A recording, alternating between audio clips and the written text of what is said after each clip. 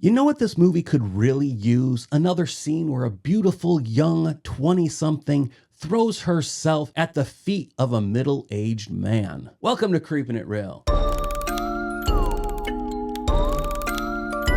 Thanks for joining me. I'm Judo. Today we're talking about 1980's Carnival of the Beast, also known as Human Beast, starring Paul Naschy. Now, I gotta ask you guys something right away.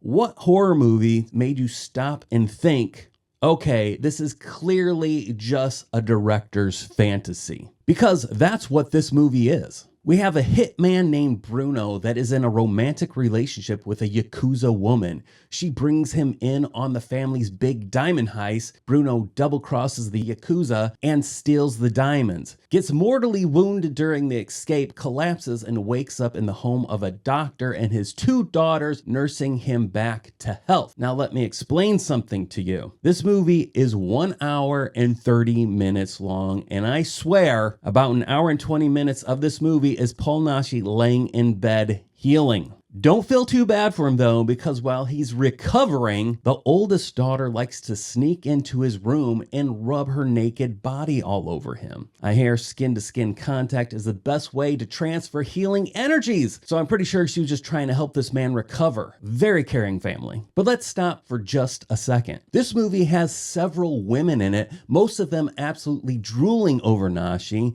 who is at the time in his mid-40s, while these women are mostly in their early 20s, with the oldest being 25. This is clearly a male fantasy film. Men, let's just get real with each other for a second, okay? 20-year-olds do not want to bang older men unless they're hot as hell and rich. Now, I don't know about you, but that is not me. And if they still want to bang you, there's probably some dad issues going on there, and eventually those issues are going to transfer directly to you. But for the sake of entertainment, let's just give Paul Naschy his fantasy, because that man was clearly having the time of his life making this movie. And if anyone wants to take a guess if this is one of those movies Naschy wrote and directed, if you said yeah, you would be right. I can just see Paul writing and getting stuck on Bruno lying in bed. Come on, Paul, focus. Get the story moving. Bruno's been in bed for 30 minutes now. I've got it.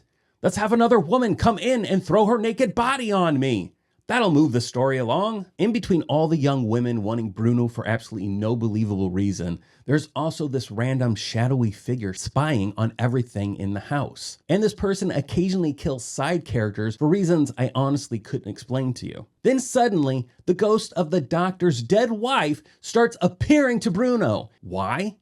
I have no idea. He has no connection to this woman. He's never met her. The most he's seen is a portrait of her hanging above the fireplace. So why is this ghost appearing to him? Then we get this dream sequence. Paul is standing at the grave of this woman, and two hands reach out of the ground and grab him and start to pull him in. Luckily, the youngest daughter is there to save him, to pull him from the clutches of this monster that is pulling him underground. As they tumble to the ground, the movie thinks, you know what?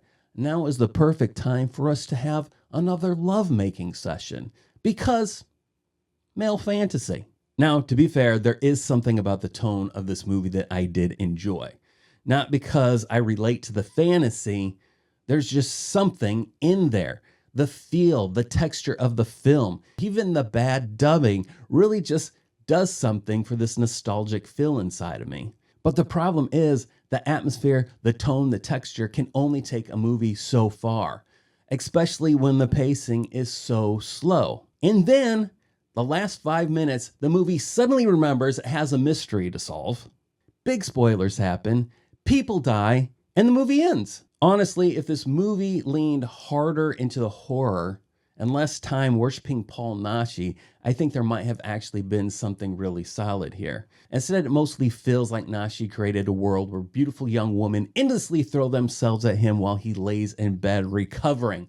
And I get it, that does sound like a nice thing. I just wish the movie around it was a lot stronger. For me, this is a 4 out of 10, but IMDb gives it a 5.7 out of 10. There is a tone here I enjoy, but you are not really missing anything if you skip out on this movie. Paul Naschy movies are fun in a campy way, but they're not high art. And he did have a big presence in the European horror scene. I'm not sure I mentioned this, but he is in 100 films.